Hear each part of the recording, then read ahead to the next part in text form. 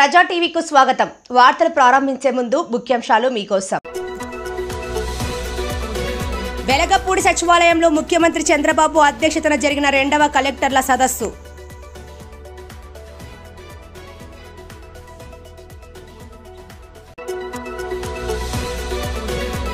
గత ప్రభుత్వ అక్రమాలు, లిక్కర్ మాఫియాలను కూకటి వేళ్లతో సహా తొలగించాలని జిల్లా కలెక్టర్లను ఆదేశించిన ముఖ్యమంత్రి చంద్రబాబు.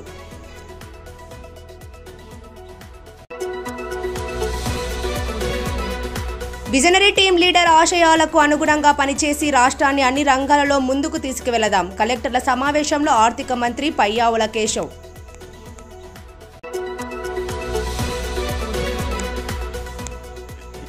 రబీలో 6 తడి పంటలు మాత్రమే వేసుకోవాలని నంద్యాల జిల్లా రైతులను కోరిన జిల్లా ఇన్ఛార్జ్ మంత్రి పయ్యావుల కేశవ్.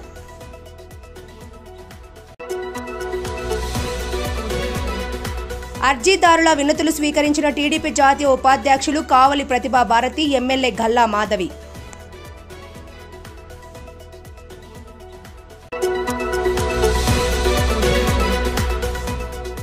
హైదరాబాద్లో మీడియాపై జరిగిన దాడి ఉద్దేశపూర్వకం కాదు, మీడియాకు క్షమాపణలు చెప్పిన మంచు విష్ణు. ఏపీ వెలగపూడి సచివాలయంలో ముఖ్యమంత్రి చంద్రబాబు అధ్యక్షతన రాష్ట్ర స్థాయి ద్వితీయ కలెక్టర్ల సదస్సు జరిగింది. ఈ సదస్సుకు రాష్ట్ర ఉప ముఖ్యమంత్రి పవన్ కళ్యాణ్, మంత్రులు, రాష్ట్రంలోని కలెక్టర్లు హాజరయ్యారు. ఈ సందర్భంగా కలెక్టర్లకు, మంత్రులకు భవిష్యత్ లక్ష్యాలపై సీఎం దిశానిర్దేశం చేశారు. గత ప్రభుత్వ విధ్వంసాల వల్ల నష్టపోయిన రాష్ట్రాన్ని గాడిన పెట్టడానికి ప్రతి ఒక్కరూ అంకిత భావంతో పనిచేయాలని ముఖ్యమంత్రి, ఉప ముఖ్యమంత్రి అధికారులను ఆదేశించారు.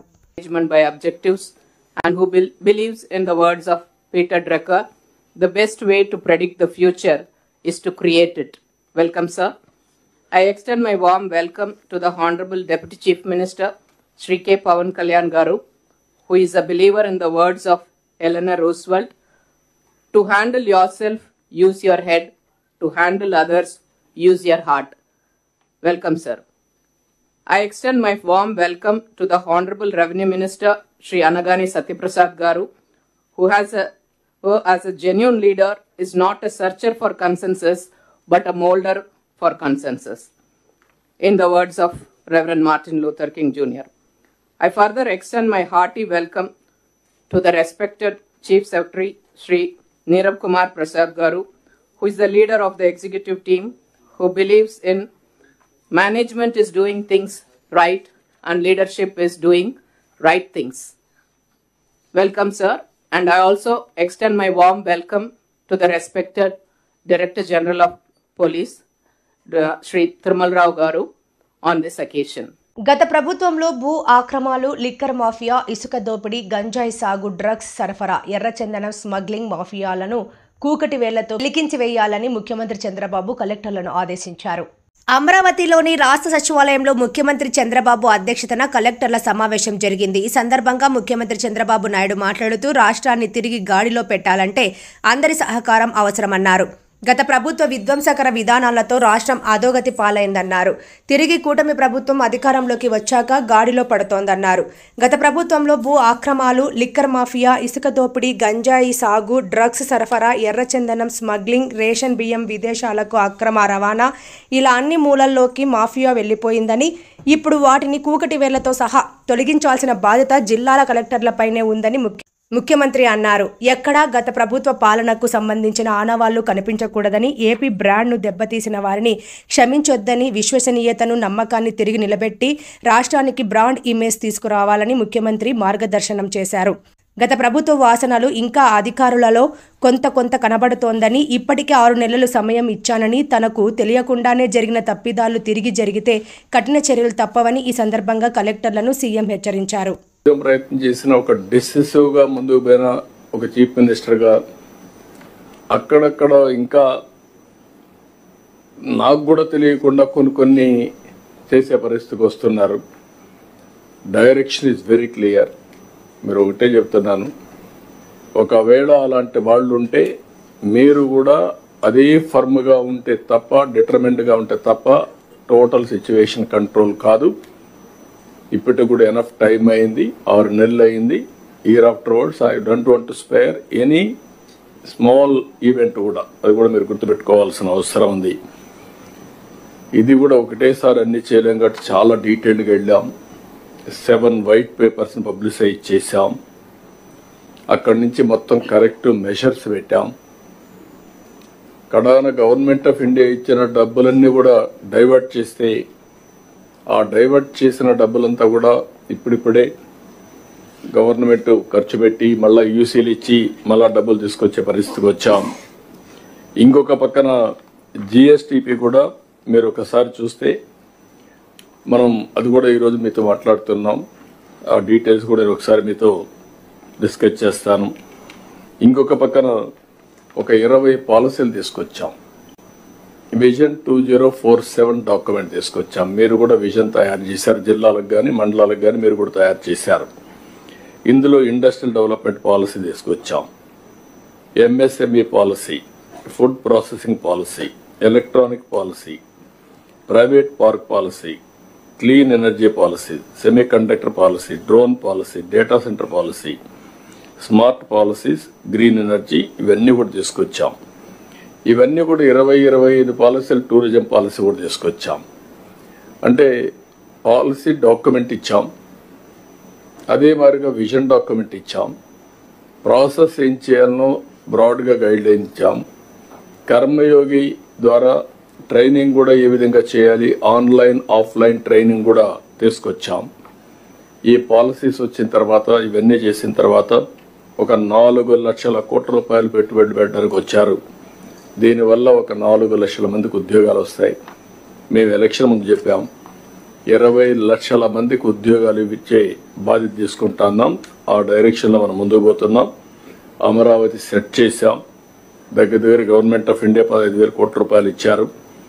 నరేంద్ర మోడీ గారు అయితే పూర్తిగా సహకరించి 15,000 వాళ్ళు ఇచ్చారు. ఇంకొక 11,000 బయట కూడా 16,000 కోట్లు వేరే ఇన్స్టిట్యూషన్ దగ్గర డబ్బులు తీసుకునే పరిస్థితికి వచ్చాం. ఇప్పటికే ఒక 31,000 కోట్ల రూపాయలు అమరావతికి ఫైనాన్స్ మొబిలైజ్ చేశాం.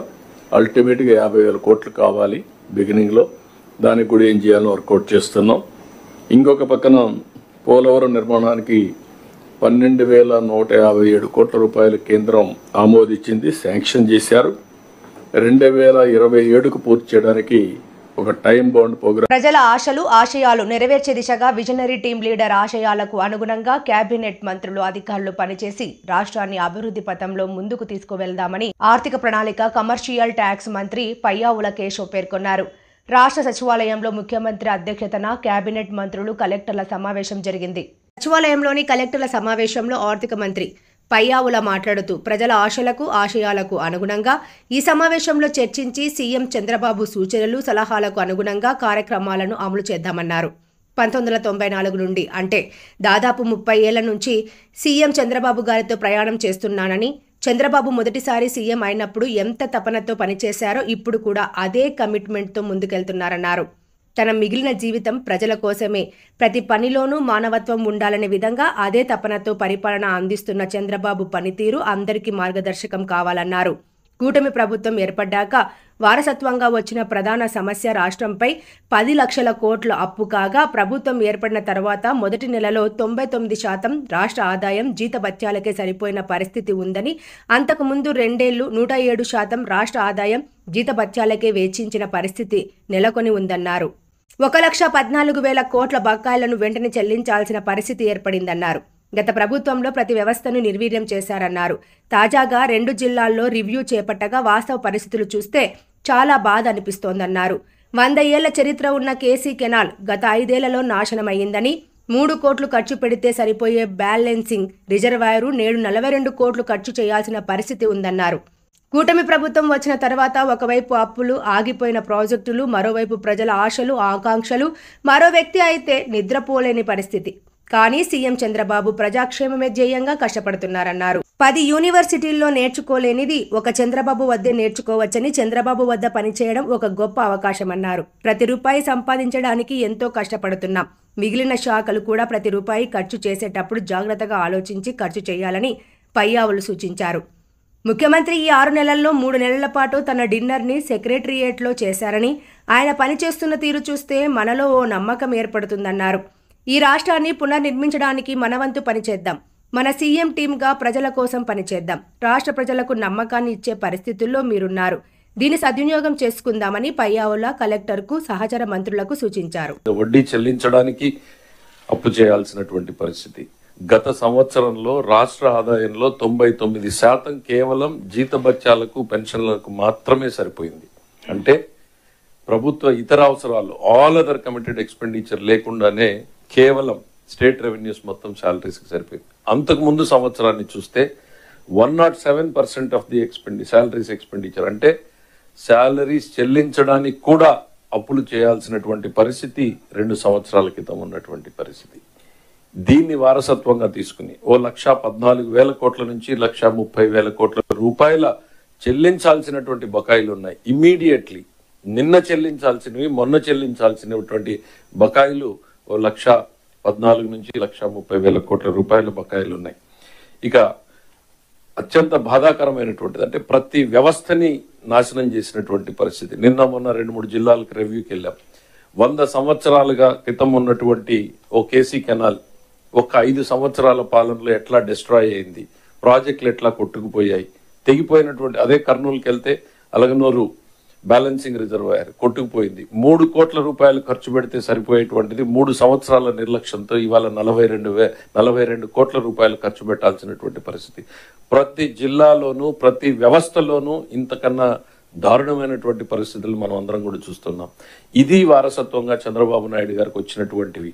ఒకవైపు రాష్ట్రంలో అప్పులు, మరోవైపు ఆగిపోయినటువంటి ప్రాజెక్టులు, అడుగుపడినటువంటి ముందుకు సాగినటువంటి పనులు, ప్రజల ఆశలు ఆకాంక్షలు, వేరొకరి వల్ల సాధ్యం కానటువంటి పరిస్థితుల్లో మామూలు వ్యక్తికైతే నిద్ర లేనటువంటి రాత్రులు గడిపేటువంటి వ్యక్తి, ఒక ఆర్థిక శాఖ మంత్రిగా నేను చెప్తా ఉన్నా, ఇవాళ ఈ స్థాయికి రావడంలో ముఖ్యమంత్రి గారితో పనిచేయడం సుదీర్ఘం. నేను కూడా, ఎందుకంటే చాలా మంది యంగ్ ఆఫీసర్స్ ఉన్నారు. I just want to share my thought. What you will learn from him, what they don't teach you in Harvard, what they don't teach you in Stanford, what they don't teach you in IIMs, what they don't teach you in IITs. Just follow his footprints. Just follow his thought process. Just observe him, see him. It's a rare opportunity. You all have to work under an inspiring leader like Chandrababu Naidu, who has shaped the destiny of this state in 1990s, who has shaped the destiny of the combined Andhra Pradesh in 90s, which has translated into a global city. And here again is on a mission to transform this state into a global economy. Let us just blindly follow his footprints. ఆయన ఇచ్చే ఆలోచనల్ని, ఆదేశాలని కళ్ళు మూసుకుని అమలు చేద్దాం. ఈ రాష్ట్రాన్ని మళ్లీ పరుగులు పెట్టించే దిశగా ముందుకు తీసుకెళ్దాం అనేటువంటిది నేను చెప్తాను. ఎన్నోసార్లు చెప్పాను, మీరు 10 యూనివర్సిటీల్లో నేర్చుకోలేనటువంటిది ఒక్క చంద్రబాబు నాయుడు గారి వద్ద మీరు నేర్చుకోగలరు. It's an opportunity to grow your self in life. ప్రజల కోసం కాదు, మీకోసం, ప్రజల కోసం, సమాజం కోసం. Is such an inspiring leader. You all have a great opportunity to work under his leadership. I want you to take this as an opportunity to shape yourself, to help the people of this state to resolve. At the same time, ఆర్థిక శాఖ మంత్రిగా 2 ముక్కలు చెప్పి close చేయాలనుకుంటున్నా. మన రాష్ట్రానికి ఆదాయాన్ని ఇచ్చేటువంటి ఎక్సైజ్, కమర్షియల్ ట్యాక్స్, రిజిస్ట్రేషన్ డిపార్ట్మెంట్లు ప్రతి రూపాయిని సంపాదించడానికి ఎంతో కష్టపడి పనిచేస్తా ఉన్నారు. అట్లనే మిగిలిన శాఖల్ని కూడా నేను కోరేది, ప్రతి రూపాయిని ఖర్చు పెట్టేటప్పుడు ముఖ్యమంత్రి గారి ఆలోచనలకు అనుగుణంగా బాధ్యతాయుతంగా ఖర్చు పెట్టాలనేటువంటిది. ఎందుకంటే రాష్ట్రం ఉన్నటువంటి ఆర్థిక పరిస్థితుల్లో ఆయన ఆలోచనల్ని ఎఫెక్టివ్గా ఎట్లా ఇంప్లిమెంట్ చేయగలమని ఇన్నోవేటివ్ ప్రాసెస్లో ఆలోచించమని చెప్పి మీ అందరినీ కూడా కోరుతా ఉన్నా. ఒక్కటి మాత్రం చెప్పగలుగుతున్నా, 3 నెలలు నేను సెక్రటరేట్లో 10 గంటల నుంచి 10 గంటలకు కూర్చుంటే నేనేదో కష్టపడిపోయాను అనేటువంటి భావన నాకు కనపడింది. ఒకసారి బ్లాక్ 1 వైపు తిరిగి చూస్తే కనపడింది నాకు, మనం ఎంతమందిని మన డిన్నర్ని మన ఆఫీసుల్లో తిన్నాం. Honestly none of us. కానీ గౌరవ ముఖ్యమంత్రి గారు నాకు తెలిసి ఈ 6 నెలల్లో 3 నెలల పాటు కనీసం ఒక 100 రోజులు ఆయన డిన్నర్ని సెక్రటరేట్లో చేశారు. 9:30 to 10:30 వరకు, మార్నింగ్ 10:30కి స్టార్ట్ అయితే నైట్ 10:30 వరకు ఆయన రివ్యూస్ చేస్తున్నాడు. దేనికోసం? ఎవరి కోసం? ఈ రాష్ట్రం కోసం, ప్రజల కోసం, ప్రజలకు ఇచ్చినటువంటి మాట కోసం, ప్రజల ఆశలు ఆకాంక్షలకు అనుగుణంగా పని చేయాలి, నేను డెలివర్ చేయాలి అన్నటువంటి ఒక తపన, ఆరాటం ఆయనలో ఉంది. నేను ఎప్పుడు చెప్తా ఉంటా, నా బ్లాక్ 2లో కూర్చుంటే ఫైనాన్స్ సెక్రటరీగా ఫైనాన్స్ డిపార్ట్మెంట్ని చూస్తే డిప్రెషన్ వస్తుంది 3 రోజుల్లో. మళ్ళీ బ్లాక్ 1కి వెళ్ళి ఆయనతో కూర్చుంటే ఆయన తెస్తున్నటువంటి పెట్టుబడులు, ఆయన పరుగులు పెడుతున్నటువంటి వైనం, ఆయన రివ్యూ చేస్తున్నటువంటి తీరు, ఇవన్నీ చూస్తే మళ్ళీ నమ్మకం వస్తుంది. ఎస్, ఆయన చెప్పిన మాటలో పరుగులు పెడదాం, ఈ రాష్ట్రాన్ని పునర్నిర్మించడానికి మన వంతు ఆయన మాటలో అడుగులో బాటలో సాగుదామన్నటువంటి నమ్మకంతో పనిచేస్తూ ఉన్నాం. As team Chandrababu, all the cabinet ministers are committed to work for the people. నేను మిమ్మల్ని అందరినీ కోరేది ఒకటే, ఈ అద్భుతమైనటువంటి అవకాశాన్ని, ఆయన వద్ద పనిచేసేటువంటి అవకాశాన్ని, రాష్ట్ర ప్రజలకు నమ్మకాన్ని ఇచ్చేటువంటి పరిస్థితుల్లో మీరున్నారు. మీరందరూ కూడా ఈ రాష్ట్ర ప్రభుత్వ లక్ష్యాలను చేరుకోవడానికి కలిసి పనిచేద్దామని మిమ్మల్ని అందరినీ కోరుకుంటూ మరొకసారి మీ అందరి వద్ద సెలవు తీసుకుంటున్నా. అవకాశం ఇచ్చిన ముఖ్యమంత్రి గారికి హృదయపూర్వకంగా ధన్యవాదాలు తెలియజేస్తున్నాను. రబీ సీజన్లో సాగునీటి కాలువల కింద ఉన్న రైతులు 6 తడి పంటలు మాత్రమే వేసుకోవాలని జిల్లా ఇన్ఛార్జ్ మరియు రాష్ట్ర ఆర్థిక ప్రణాళిక వాణిజ్య పనుల శాఖ మంత్రి పయ్యావుల కేశవ్ పేర్కొన్నారు. మంగళవారం కలెక్టరేట్లోని పీజీఆర్ఎస్ హాలులో జిల్లా అభివృద్ధి సమావేశం అనంతరం జిల్లా నీటిపారుదల సలహా మండలి సమావేశం నిర్వహించారు. ఈ సందర్భంగా జిల్లా ఇన్ఛార్జ్ మంత్రి పయ్యావుల కేశవ్ మాట్లాడుతూ సాగునీటి కాలువల కింద రబీ సీజన్లో 6 తడి పంటలను మాత్రమే వేసుకోవాలని రైతులకు సూచించారు. తెలుగు గంగ కింద 84,000 ఎకరాలు, ఎస్ఆర్బీసీ కింద 1,00,000 ఎకరాలు, కేసీ కెనాల్ కింద 90,000 ఎకరాలకు 6 తడి పంటలకు వారబందీ పద్ధతిలో మార్చి 31 వరకు సాగునీటిని ఇచ్చేందుకు నీటిని విడుదల చేస్తామని మంత్రి తెలిపారు. శ్రీశైలం జలాశయంలో కేవలం 27 టీఎంసీలు మాత్రమే నీరు నిల్వ ఉందని, నీటి లభ్యతను బట్టి వరి పంటకు నీటిని విడుదల చేసే వివరాలను వెల్లడిస్తామని మంత్రి తెలిపారు. అలగనూరు బ్యాలెన్స్ రిజర్వాయర్ మరమ్మతులకు 3 కోట్ల ప్రతిపాదనలు గత ప్రభుత్వం విస్మరించి ప్రస్తుతం 34 కోట్లకు చేరిందన్నారు. 100 సంవత్సరాలు చరిత్ర ఉన్న కేసీ కెనాల్ మరమ్మతులను నిర్లక్ష్యం చేశారన్నారు. గోరుకొల్లు రిజర్వాయర్ కుంగినప్పటికీ ఎలాంటి మరమ్మతులు చేపట్టకుండా నిర్లక్ష్యం చేశారన్నారు. రాష్ట్ర న్యాయ మైనార్టీ సంక్షేమ శాఖ మంత్రి మాట్లాడుతూ కేసీ కెనాల్కు సంబంధించి స్థిరీకరించిన ఆయకట్టుకు నీటిని సరఫరా చేయాలంటే గండ్రేవుల ప్రాజెక్టు శాశ్వత పరిష్కారమన్నారు. ఎమ్మెల్యేలు అందరూ మాట్లాడుతూ గండ్రేవుల ప్రాజెక్టు పూర్తి చేస్తే కేసీ కెనాల్కు శాశ్వత పరిష్కారం దొరుకుతుందన్నారు. ఈ కార్యక్రమంలో న్యాయ మైనార్టీ సంక్షేమ శాఖ మంత్రి ఎన్ఎండి ఫారూక్, రాష్ట్ర రోడ్లు భవనాల మౌలిక సదుపాయాలు పెట్టుబడుల శాఖ మంత్రి బీసీ జనార్దన్ రెడ్డి, జిల్లా పరిషత్ చైర్మన్ ఎర్రబోతుల పాపిరెడ్డి, జిల్లా కలెక్టర్ శ్రీమతి రాజకుమారి గనియా, ఎమ్మెల్సీ రాజ్గోపాల్ రెడ్డి, ఎమ్మెల్యేలు Varadarajula Reddy, Kotla Jayasuryaprakash Reddy, Gouru Charitareddy, Budda Rajasekhar Reddy, Bhuma Akhilapriya, Gitta Jayasurya, joint collector C Vishnucharan, ఇతర జిల్లా అధికారులు పాల్గొన్నారు.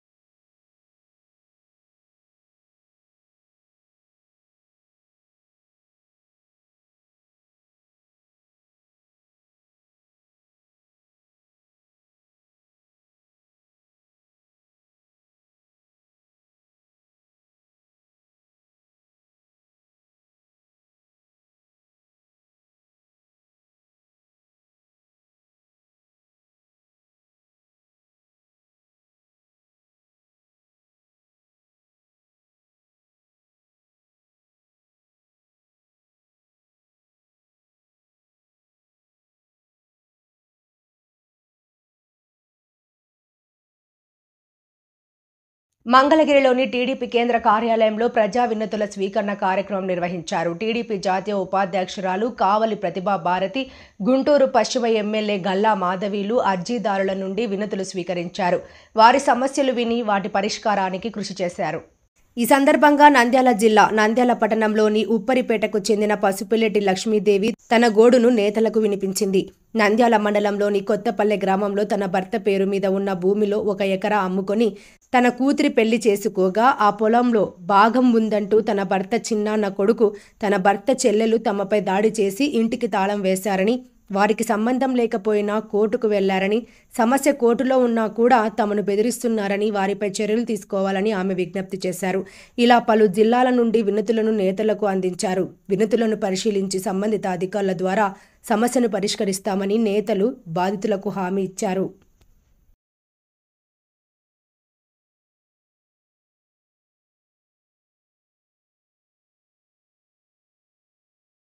తన కుటుంబ గొడవను కవర్ చేస్తున్న మీడియాపై జరిగిన దాడి ఉద్దేశపూర్వకంగా జరగలేదని అందుకు చింతిస్తున్నట్లు మంచు విష్ణు విలేకరుల సమావేశంలో క్షమాపణలు చెప్పారు. హైదరాబాద్ కాంటినెంటల్ ఆసుపత్రి నుండి ఆయన మీడియాతో మాట్లాడుతూ తమ తండ్రి మంచు మోహన్ బాబు అక్కడి పరిస్థితితో ఒక్కసారిగా క్షణికావేశానికి లోనయ్యారని, తొలుత మోహన్ బాబు మీడియాకు నమస్కరిస్తూ బయటకు వచ్చారని మీడియాలలో మీడియా మిత్రులు గమనించాలన్నారు.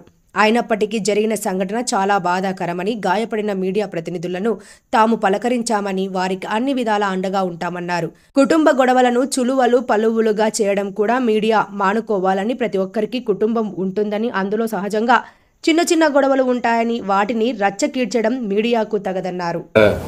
నేను లేని ఒక 3-4 రోజుల్లో how did this escalate so much అని.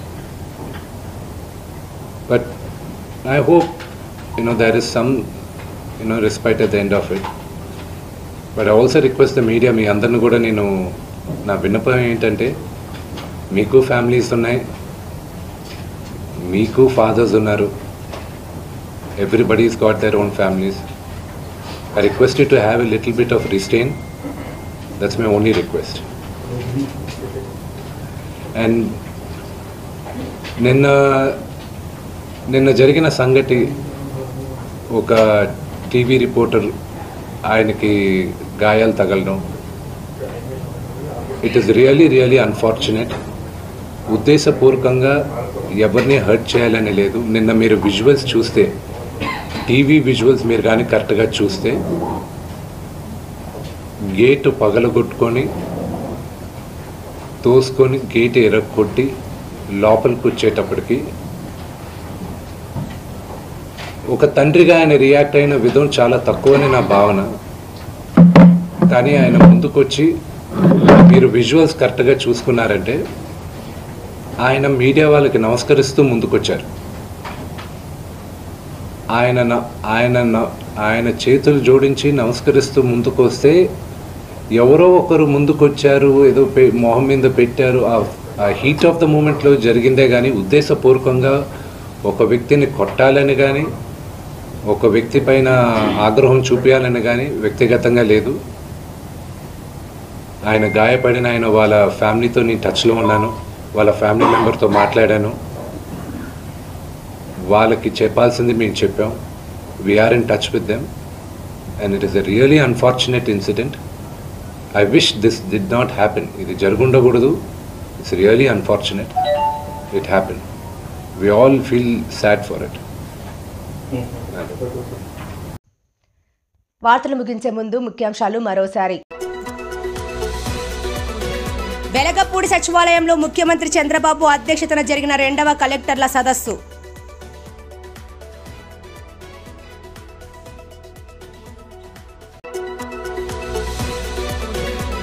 గత ప్రభుత్వ అక్రమాలు, లిక్కర్ మాఫియాలను కూకటి వేళ్లతో సహా తొలగించాలని జిల్లా కలెక్టర్లను ఆదేశించిన ముఖ్యమంత్రి చంద్రబాబు.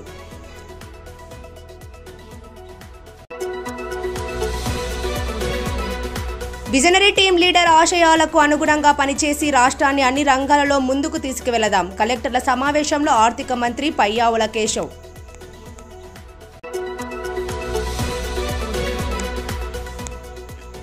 రబీలో 6 తడి పంటలు మాత్రమే వేసుకోవాలని నంద్యాల జిల్లా రైతులను కోరిన జిల్లా ఇన్ఛార్జ్ మంత్రి పయ్యావుల కేశవ్.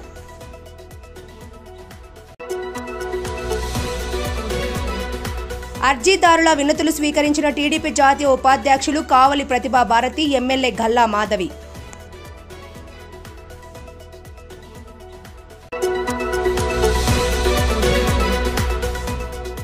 హైదరాబాద్లో మీడియాపై జరిగిన దాడి ఉద్దేశపూర్వకం కాదు, మీడియాకు క్షమాపణలు చెప్పిన మంచు విష్ణు. మరిన్ని లేటెస్ట్ అప్డేట్స్ కోసం చూస్తూనే ఉండండి ప్రజా టీవీ. ప్రశ్నించే హక్కు మీది, చూపించే సత్తా మాది. Voice is yours.